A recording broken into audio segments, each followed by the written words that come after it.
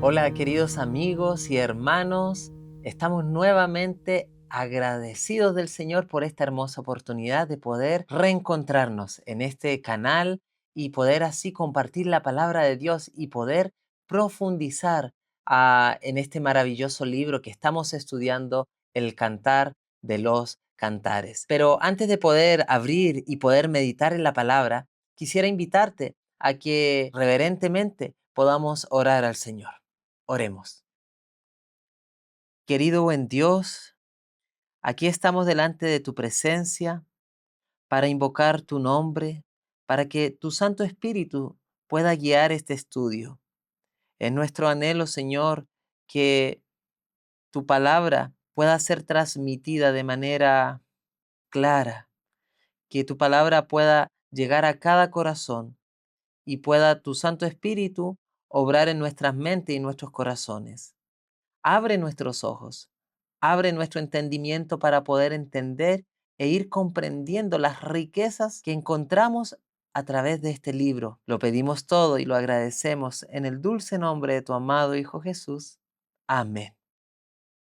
Muy bien, hemos estado analizando este maravilloso libro, El Cantar de los Cantares. Un libro poco estudiado, poco comprendido y bueno, también algunos se han aventurado a entrar al estudio de este libro, pero no con un pensamiento solemne, no con la reverencia que debiera ser tratado al entrar al estudiar este libro. En el estudio anterior, vimos que una de las cosas que agradaba y enamoraba el corazón de Dios, el corazón del rey, era ver los ojos de su amada. Una de las características que resaltan y destacan en este libro es cuando el amado mira los ojos de su amada.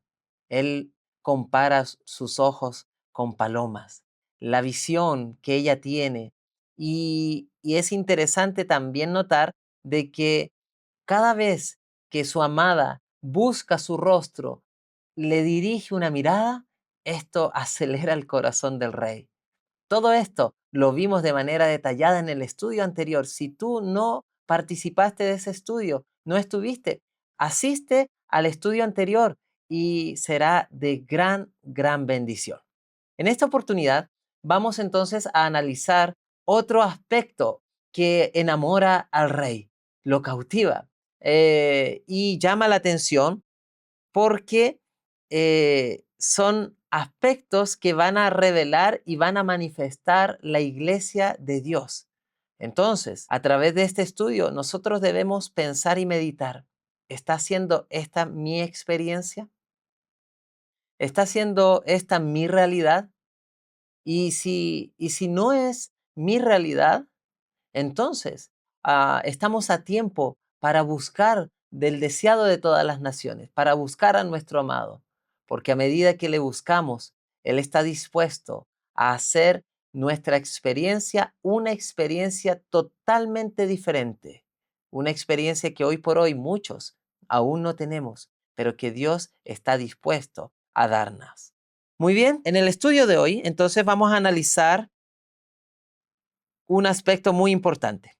Y antes vamos a ir al libro de Proverbios en el capítulo 27. Vamos a leer aquí Proverbios capítulo 27, versículo 9. La palabra del Señor dice así, la primera parte. El ungüento y el perfume alegran el corazón. Qué interesante. ¿A cuántos de ustedes le agradan los perfumes? Yo sé que a muchos les agradan los perfumes. ¿A quién no le gusta andar con un aroma fragante? Yo siempre recuerdo que cuando era más niño, mis padres trabajaban y yo quedaba solo en el hogar. Pasaba con mis actividades, teniendo mis deberes, pero llegaba un momento en que ya comenzaba a sentirme solo. Y yo no sé por qué, pero tenía la tendencia de siempre ir al cuarto de mis padres. Y allí, cuando veía la ropa de mi madre, veía la ropa de mi padre, una de las cosas que siempre recuerdo que hacía y me encantaba hacerlo, me acercaba a la ropa y olía el perfume. Ese perfume característico de esa madre, ese perfume que realmente marcó y cada vez que siento ese perfume cuando ando caminando en algún lugar y siento ese olor, me trae recuerdos, gratos recuerdos. Y yo disfrutaba oliendo el perfume de la ropa de mamá y de papá. Y este texto justamente mostraba esto. La fragancia trae como consecuencia, atrae, trae gozo. Y justamente lo que vamos a ver es esto. Porque en el libro del Cantar de los Cantares, donde vamos a buscar en la palabra de Dios, vamos a encontrar en el capítulo 4, el versículo 10. Y allí dice lo siguiente: cuán hermoso son tus amores, hermana, esposa mía. Aquí el contexto de esto es que el amado está expresando su amor y va a hacer una comparación. Va a comparar algo, un elemento muy importante para la cultura hebrea, y lo va a comparar con la experiencia de amor que está viviendo el rey junto a su amada. Prestemos atención. Dijimos Cantares capítulo 4, versículo 10. Cuán hermosos son tus amores, hermana, esposa mía, cuánto mejores que el vino tus amores. Para el pueblo hebreo, el vino es uno de los elementos destacados, prominentes. Generalmente hay vino en lugares de ceremonias importantes, celebraciones, y como son tierras donde hay bastantes viñas, las uvas que dan aquellos viñedos realmente llegan a ser dulces, tan dulces que realmente es uno de los elementos que más gusta a la nación hebrea, israelita. Sin embargo, el rey llega a comparar su amor, su experiencia de amor con su amada, como una experiencia más dulce que el mismo vino. Esto es interesante porque esto no lo estaba diciendo ella, lo estaba diciendo el amado.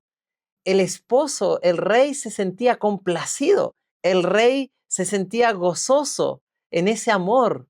Eh, y bueno, nosotros no debemos perder de vista que, si bien es cierto, esta historia de Salomón y Sulamita fue una historia literal, sin embargo, a través de estas experiencias relacionales, el Señor los dejó para que nosotros podamos comprender más de cerca, en un lenguaje más familiar, el cual estamos acostumbrados, de las relaciones entre el amado y la amada, el esposo y la esposa, símbolos entre la relación de la iglesia con el esposo que representa a Cristo Jesús. Y aquí era el amado quien exaltaba esto. Sin embargo, la segunda parte de este texto, la cual nos vamos a centrar en este estudio, en esta meditación, dice así: y el olor de tus ungüentos, en cierta manera, es mejor que todas las especies aromáticas. ¡Wow! Esto para el amado, sentir la fragancia de su novia, sentir el olor de su esposa, era una fragancia agradable. Lo enamoraba, lo conquistaba, anhelaba estar al lado de ella constantemente, no separarse de esa fragancia. Hoy en día muchas veces nos toca caminar, recorrer o estar, a veces viajar, y muchas veces me ha tocado la oportunidad que han habido personas que se han ganado cerca mío y la ropa a lo mejor no tuvo el proceso de secado correctamente y quedó con un olor a humedad, y ese olor de humedad con el día lógicamente no es un olor grato. En otros casos, yo sé que he visto personas que cuando están sentados en un lugar, en un ómnibus, por ejemplo, y de pronto se sube un hombre que viene ebrio, viene borracho, o un hombre de la calle, y se sienta al lado de él, de ella o de él, y comienzas poco a poco a sentir ese olor, un olor que al inicio procuras evitar, am, y poco a poco te empieza a incomodar, y a medida que va pasando los minutos, lo único que muchos anhelan y desean es salir de ahí, porque el olor no es grato. Ahora, los ungüentos que tenía su amada eh, eran con una fragancia totalmente superior a todas las especias aromáticas que eran conocidas en Israel. Y vamos a ver entonces un poquito, ver estos detalles, porque estos van a enriquecer el estudio en este momento. Nosotros primero que todo debemos entonces ahora entender qué eran los ungüentos. Bueno, en la época del rey Salomón, lo que se hacía era que los ungüentos eran mezclas de aceites con especias aromáticas y luego se juntaban muchos ingredientes para entonces poder ser aplicados. Ahora, el elemento principal base que predominaba, yo diría el 80% de estos ungüentos, de estas fragancias, era aceite de oliva. Esto era fundamental. Esta era la base. Y luego se le adicionaba otros elementos que eran las especies. Especies como el nardo, la mirra, la aloe. Habían también, por ejemplo, el incienso, canela, azafrán, etcétera. Había muchos elementos y cada uno daba un matiz, una fragancia maravillosa. Sin embargo, ¿en qué momentos eran utilizados estos ungüentos? Bueno, las especias aromáticas no cualquiera tenía la posibilidad de tener, eran costosas. Sin embargo, a través de la historia podemos darnos cuenta que las mujeres que eran de la nobleza, eran esposas de reyes, cuando ellas se casaban y tenían ese encuentro, ese momento íntimo y se reunían, entonces la mujer, la esposa, se le colocaba los ungüentos. Estos ungüentos, que era la mezcla de aceite y de especias aromáticas, principalmente se aplicaban en el cabello, se aplicaban en las ropas y se aplicaba en el mismo cuerpo. Y bueno, la palabra de Dios nos presenta esto porque no solamente era algo que se hacía en el pueblo de Israel, sino que también otras culturas y por fuera también lo hacían. Por ejemplo, en el libro de Esther, en el capítulo 2, versículos 12 y 13, se nos relata la experiencia de la reina Esther. En el momento en que ella se casa y es llamada por su amado, y entonces dice allí que ella recibe estos ungüentos y esta fragancia, porque debía presentarse delante del amado, debía presentarse delante del rey. También se usaban en momentos solemnes como en diferentes ritos. También eran usados en momentos de consagración. Por ejemplo, en el libro de Éxodo capítulo 30, versículo 22 al 33, se nos muestra que el sacerdocio levítico que iba a tener responsabilidad de servir en el templo debía ser ungido, debía recibir la unción. Entonces recibía este ungüento. Pero no solamente recibía los sacerdotes, también los reyes, también quienes recibían este ungüento especial, los muebles del santuario, cuando fueron consagrados, cuando fueron dedicados para la causa de Dios, la casa de Dios, entonces se aplicaba estos ungüentos. Por lo tanto, también en momentos de consagración, el ungüento estaba allí. Estos aspectos son muy importantes porque cuando lo vemos a la luz del libro Cantar de los Cantares, esta fragancia, este matrimonio, esta unión, debe ser una unión especial de consagración. Cuando la novia se presenta ante el rey, se presenta con esta fragancia. Y vamos a ver entonces ahora en más detalle qué implica, qué significa, cómo era esta fragancia. Vamos a ir al libro de Cantares nuevamente, el capítulo 4, versículo 11. Vamos a notar bien algo aquí. Dice allí la palabra del Señor. Y el olor de tus vestidos es como el olor del Líbano. Interesante.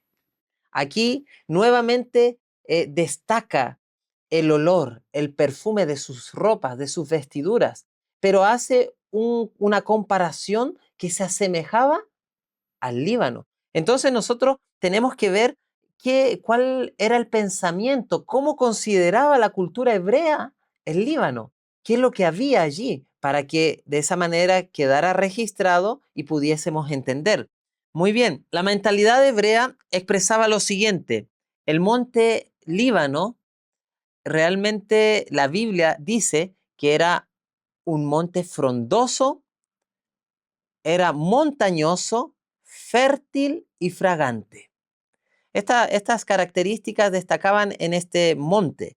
El Líbano era famoso y se destacaba principalmente porque en ella estaban cedros, cedros imponentes, cedros, árboles de cedro que eran majestuosos y realmente no solamente llamaban fuertemente la atención, sino que la fragancia que había en este monte, el Líbano, era sorprendente. Y ahí vemos dos elementos: cedro, un árbol frondoso, elevado, pero con un aroma que atraía a muchos. La madera tenía un aroma muy apreciado, era muy valorado la madera de este árbol. Y no solamente eran grandes, sino que ese aroma era duradero. Y no era como hoy en día a veces uno, para querer oler bien, a veces compra un perfume en oferta o a lo mejor una imitación, que el perfume te va a durar ¿cuántas horas? 1, 2 horas, 3 horas y luego desaparece. Pero el perfume que destacaba en este monte del Líbano principalmente era a consecuencia de que estaban los cedros que desde su madera, esa resina que se transmitía, impregnaba una atmósfera agradable, muy deseable. El clima y la vegetación del Líbano propiciaban que se produjera esta resina y hubiera un aumento de floración, una combinación perfecta. Y entonces, ¿esto qué representaba? Era un lugar que tenía estas características, pero representaba una belleza elevada, representaba pureza, representaba consagración. Y aquí debemos nosotros ah, obtener nuestra primera lección. Cada hogar, cada iglesia, cada lugar donde nos encontramos debe ser un Líbano fragante. Porque si Dios te colocó allí, en esa familia, te colocó en aquel grupo de hermanos, te colocó en aquella iglesia, es porque hay un propósito. Y estando plantados en ese lugar porque Dios nos plantó allí, entonces desde ese lugar nosotros debiera salir de nuestra vida a una fragancia agradable. Nuestras familias muchas veces, cuando nos observan y se relacionan con nosotros, ¿será que experimentan una fragancia espiritual? ¿Será que a ellos les agrada tanto estar en nuestra presencia y les anima, los eleva el estar junto a ti, junto a mí? ¿O será que la fragancia religiosa que estamos transmitiendo más bien repele? ¿Será que es una fragancia grata? Bueno, es interesante que la historia en el deseado de toda la gente menciona que la atmósfera que rodeaba la vida de Cristo atraía a cualquiera. Hasta los animales se veían atraídos por el Mesías. Los niños corrían a Jesús, se deleitaban. La atmósfera, lo que rodeaba la vida de Jesús realmente era algo hermoso y maravilloso. Hoy en día muchas mascotas tenemos en nuestro hogar. Las mascotas se ven atraídas por sus dueños. Yo conozco mascotas que cuando ven al amo llegar, se esconden y se huyen, se van, porque el espíritu y la atmósfera que nos rodea es rabia, es enojo, es gritería, pero no atrae. Y nosotros debiéramos, donde el Señor nos ha colocado, debiéramos considerar que nuestra experiencia debiera ser una experiencia elevada como la del Líbano. Noten bien lo que la sierva de Dios escribió en la carta 34 de 1894. Dios desea que su iglesia sea un jardín perfumado con las gracias del Espíritu, donde cada flor entra en fragante perfume del amor de Cristo. ¿Cuál es el deseo de Dios? Que su iglesia sea un jardín perfumado. ¿Será que esta es la experiencia de nuestro cuerpo religioso? ¿Será que en nuestro medio, en nuestra iglesia, en nuestro grupo, en el ministerio donde estamos, se respira una atmósfera espiritual, se respira una atmósfera del Espíritu de Cristo, se respira algo diferente? Este es el deseo de Dios. Hoy en día uno ve contiendas, pleitos, chismes, murmuración, indiferencia, apatía, egoísmo, exaltación propia. Y cada uno de estos elementos va creando una atmósfera pesada, terrible. Y cuando llegan las juntas directivas, wow, muchas veces se llega a esas reuniones que debieran ser solemnes de oración, de dedicación, consagración. Sin embargo, muchas veces se transforman en lugares de pleito, de conflicto. No se respira un ambiente deseable. Este es el deseo de Dios. Este es el llamado que está haciendo a su iglesia, que cada iglesia sea un jardín perfumado. En Apocalipsis se nos presenta en muchas oportunidades el término de vestiduras o los vestidos. De hecho, el remanente ha pasado por una experiencia de lavamiento de sus vestiduras. Se nos habla de los vestidos. Apocalipsis 12 se nos presenta la mujer, el remanente, la iglesia en el tiempo del fin, se nos presenta vestida y en muchos aspectos aparece el vestido. Pero noten bien el capítulo 61 del libro de Isaías. Este capítulo es muy, muy especial porque note bien, esto ha de ser la experiencia de la iglesia del fin. Dice el profeta, en gran manera me gozaré en Jehová. Mi alma se alegrará en mi Dios. ¿Qué era lo que causaba alegría en el profeta? ¿Qué era lo que traía gozo? Dice aquí, porque me vistió con vestiduras de salvación, me rodeó de manto de justicia, como a novio me atavió y como a novia adornada con sus joyas. ¡Qué maravilloso! El profeta Isaías experimentó, había gozo porque él sentía, él creía, él experimentó el manto de justicia, él experimentó las vestiduras de salvación que fueron otorgadas ¿por quién? Por el Rey de Reyes, por el Señor de Señores, por el amado, por el deseado de toda la gente, por el esposo.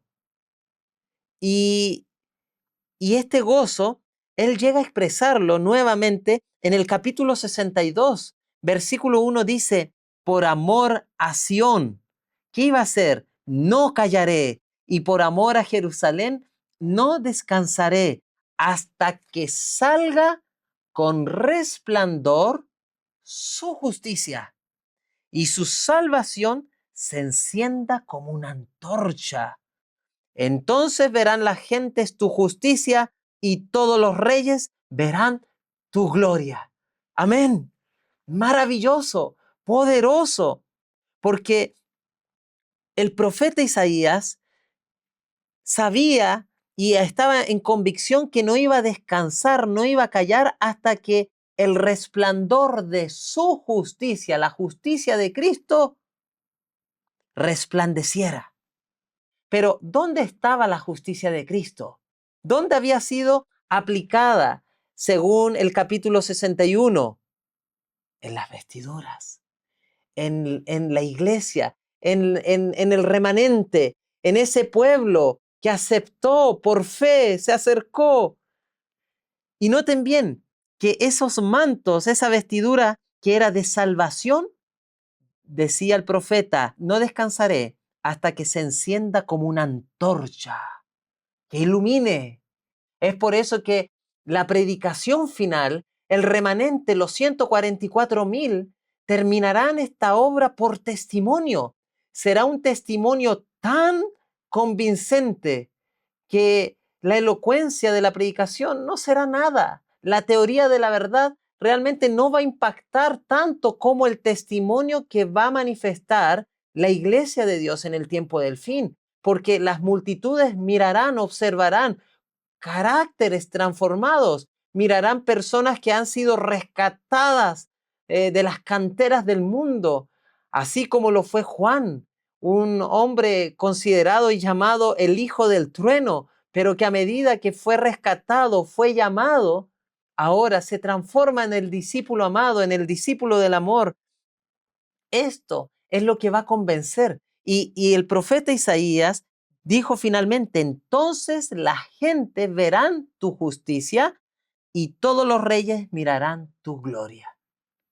Esto es lo que se describe en Apocalipsis 18, donde Juan, el apóstol Juan, ve descender del cielo con gran poder, con grande gloria, de tal forma que iluminaría la tierra con la gloria de Dios.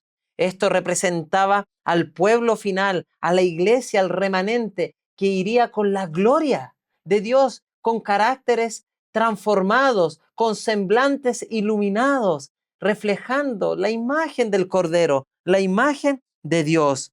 Miren lo que la mensajera del Señor nos expresa. Cristo desea perfumar el alma con el aroma del cielo. Desea que el dulce perfume de la justicia de Cristo, el aroma de la vida del Señor, se manifieste en el carácter de sus seguidores. Fue escrito el 6 de julio de 1899 de George Instructor. ¡Qué tremendo! El deseo del cielo es que se manifieste el carácter de sus seguidores como un aroma de la justicia de Cristo. ¿Cómo es la justicia de Cristo? ¿Has experimentado la justicia de Cristo? ¿Qué conceptos tienes de la justicia de Cristo? Hoy en día hay una distorsión y es por eso que si las personas, las almas, llegaran a conocer realmente al amado, al deseado de todas las naciones, ¡wow! Nos rendiríamos a Él, iríamos con gozo, con alegría. Sin embargo, la justicia está dispuesta. Vamos a ir al libro de Segunda de Corintios y vamos a ver algo muy importante. Segunda de Corintios, capítulo 2, versículo 14 al 16. Dice la palabra del Señor. Mas a Dios gracias, el cual nos lleva siempre en triunfo en Cristo Jesús, y por medio de nosotros manifiesta en todo lugar el olor de su conocimiento. Qué interesante el texto, porque aquí en mi Biblia aparece un subtítulo, triunfantes en Cristo, los que triunfan, la iglesia que triunfa, el remanente, esos fieles, miren, llegan a entender que el triunfo es en Cristo Jesús. Y otro detalle más, dice allí, y que por medio de nosotros manifiesta a todo lugar el olor de su conocimiento.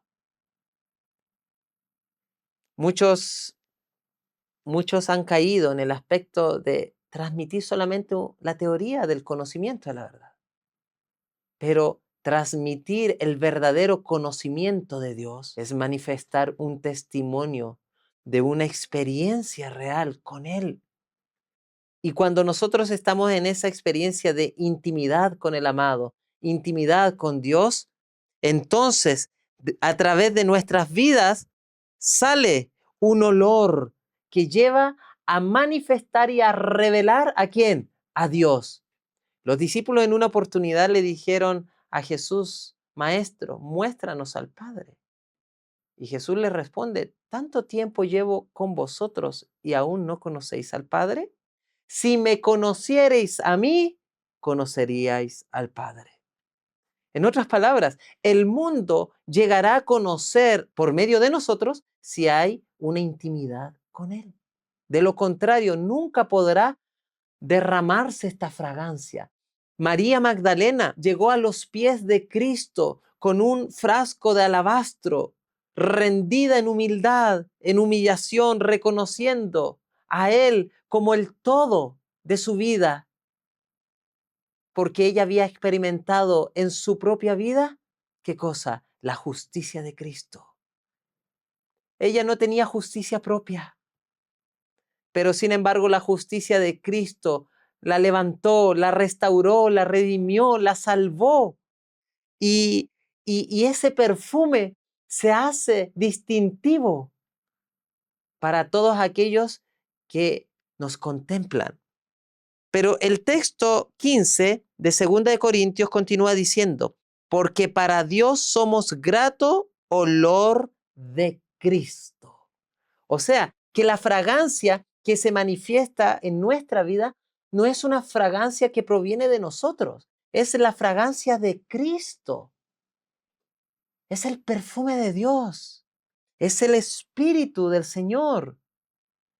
Porque en nosotros no hay producción de fragancia espiritual, al contrario, nuestra experiencia es una experiencia de hediondez, putrefacción, porque esto es lo que transmite, sale de nuestros poros, de nuestra naturaleza humana.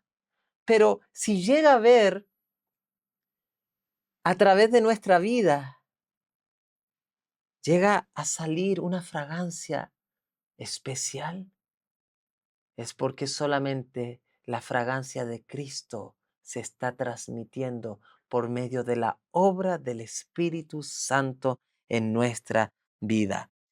Carta 35 de 1901, la sierva del Señor continuó diciendo: Dios requiere que su iglesia sea perfumada con el incienso del amor de Cristo, que debe manifestarse en palabras y actos. Esto es tremendo, porque muchas veces somos cuidadosos en cómo nos expresamos y cómo hablamos para alcanzar las almas en el mundo. Pero a aquellos que más amamos, con los que más nos relacionamos, son aquellos que más destruimos y herimos. Desde allí nos sale fragancia de nuestra vida, en nuestro hogar, en la mesa, en el cuarto, en la intimidad. De nuestras bocas nos sale dulzura, como lo describe el libro de Cantares. Y te invito a leerlo. Volvamos allí, Cantares, capítulo 4.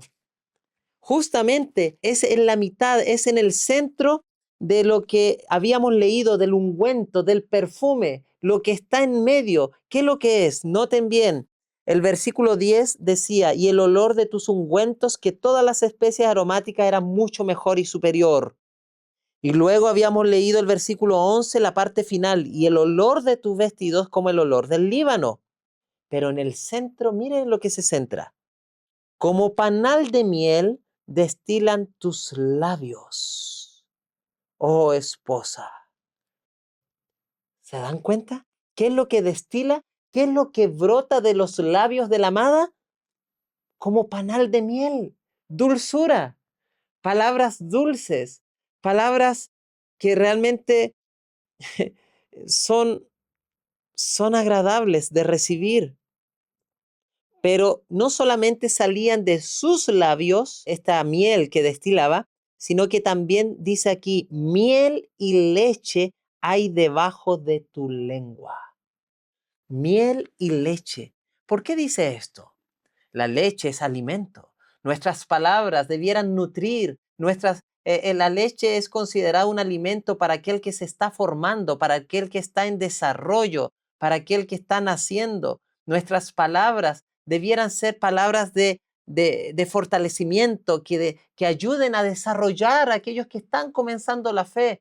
Pero muchas veces nuestras palabras no están teniendo este propósito. Nuestras palabras son destructivas, nuestras palabras son hirientes y justamente a los que más amamos, a los que más anhelamos ver en el cielo, son las personas que más están viendo y están experimentando no la fragancia de Cristo.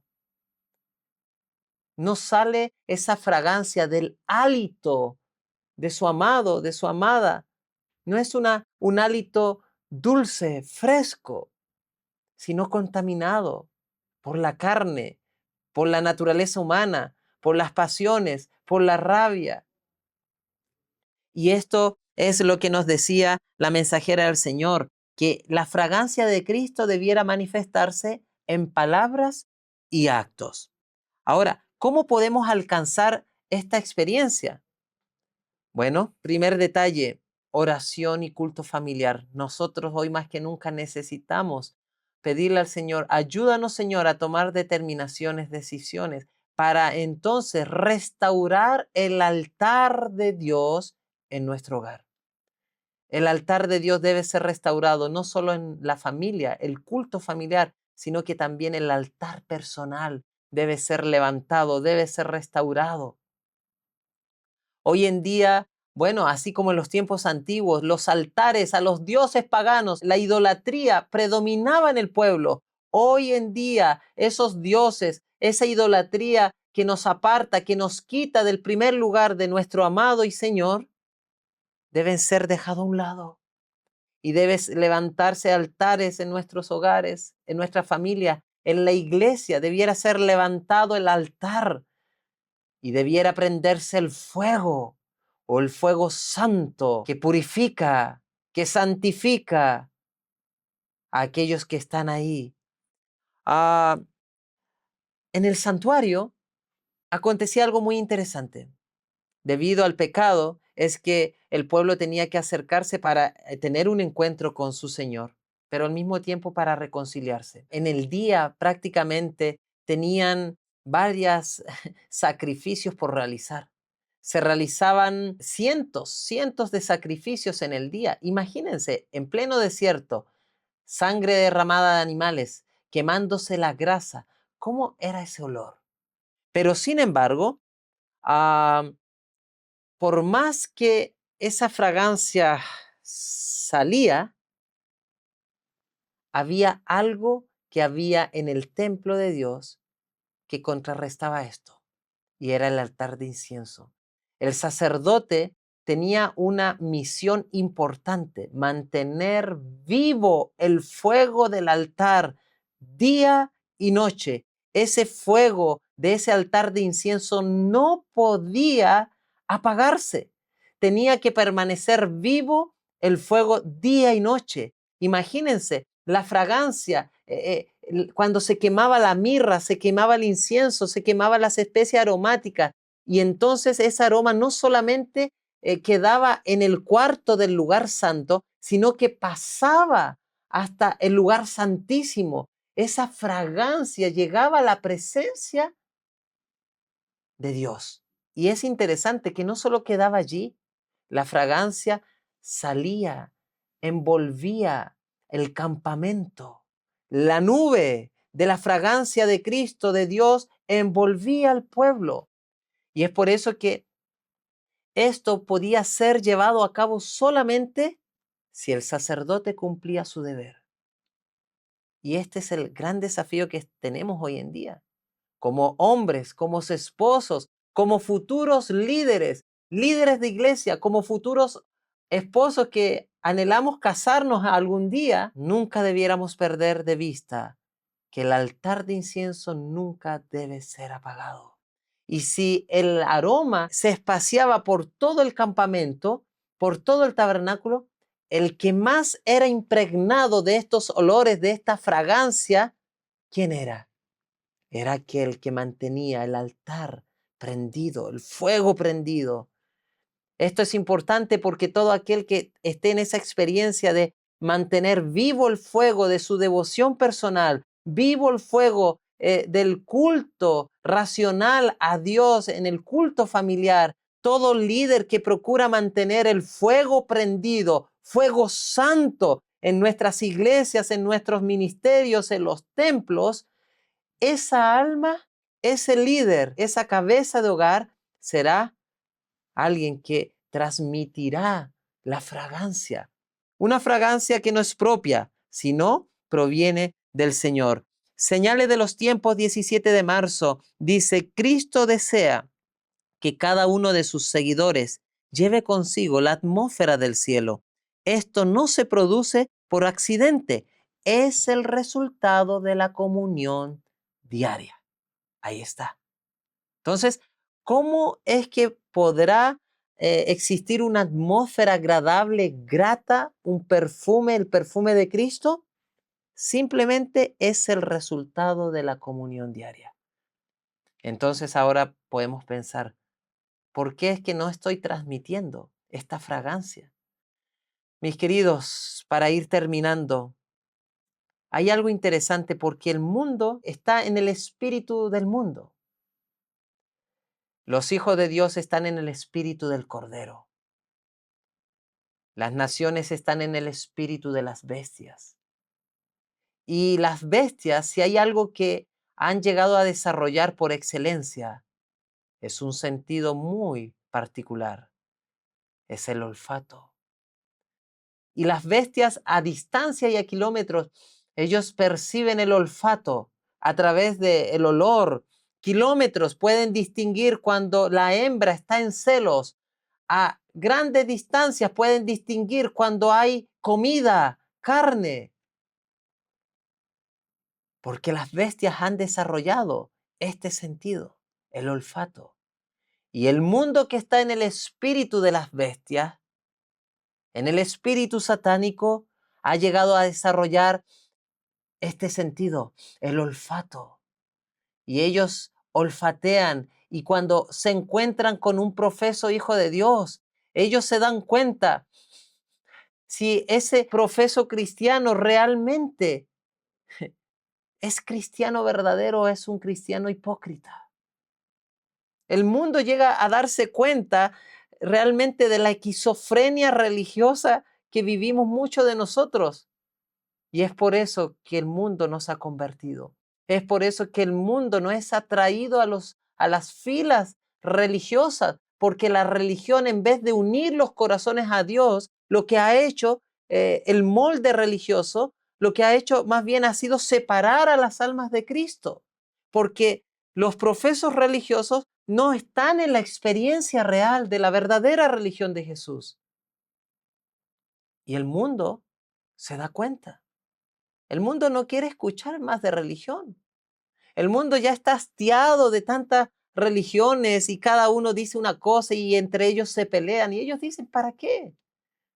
¿Para qué tener esa experiencia? Mejor me quedo como estoy. Ellos no están viendo una experiencia real. Y es por eso que el apóstol Pablo en Romanos capítulo 8, versículo 19 dice, la creación entera gime, gime, clama. ¿Por qué? Por ver la manifestación de los hijos de Dios. Esta es la necesidad de hoy, que los hijos de Dios se manifiesten. Nos hemos manifestado mucho con la teoría, pero esto no está convenciendo, esto no es suficiente. La teoría de la verdad tiene su lugar, pero lo que convence no es nuestra forma de expresarnos, es la obra del Espíritu Santo que convence de pecado. Pero ¿cómo el Espíritu Santo puede obrar a través de mí si mi experiencia de vida es una experiencia aislada de relacionamiento, de intimidad con el amado? Dios quiere, Dios está dispuesto a ungirnos, Dios está dispuesto a consagrar nuestras vidas Dios está dispuesto a colocar su unción, esas aromas, esa fragancia en tu vida y en mi vida. Y terminamos diciendo lo siguiente. Miren, capítulo 5 del versículo 1 de Cantar de los Cantares. Yo vine, dijo el amado, a mi huerto. Oh hermana, esposa mía, he recogido mi mirra, he recogido mis aromas, he comido mi panal y mi miel, mi vino y mi leche he bebido. ¡Qué maravilloso! ¿Por qué? Porque Sunamita le había dicho al rey, venga mi amado a su huerto y coma de su dulce fruta. Y entonces, cuando Sunamita, la amada, está dispuesta e invita al amado a venir a su jardín, entonces el amado viene. El jardín donde es sembrado, donde se siembra, donde se puede cultivar plantas, frutos, es aquí, es en el corazón. Y cuando nosotros invitamos a Cristo a venir a nuestro corazón, Él viene. Y cuando Él viene, qué maravilloso, en Sunamita, ¿qué se encontró? ¿Qué encontró en ese jardín? Encontró sus frutos, encontró, dice la palabra del Señor, su mirra, encontró sus aromas, su panal de miel, todo. Pero estas cosas se manifestaban ¿en quién? En su amada esposa. Dios nos ayude. Dios nos ayude para que esta experiencia de Sunamita, símbolo del remanente, símbolo del pueblo final, pueda ser nuestra experiencia. Solamente necesitamos buscarle de todo corazón. Y entonces el Señor hará de nuestras vidas una experiencia fragante en Cristo Jesús. Que el Señor te bendiga. IAG, juntos avanzaremos.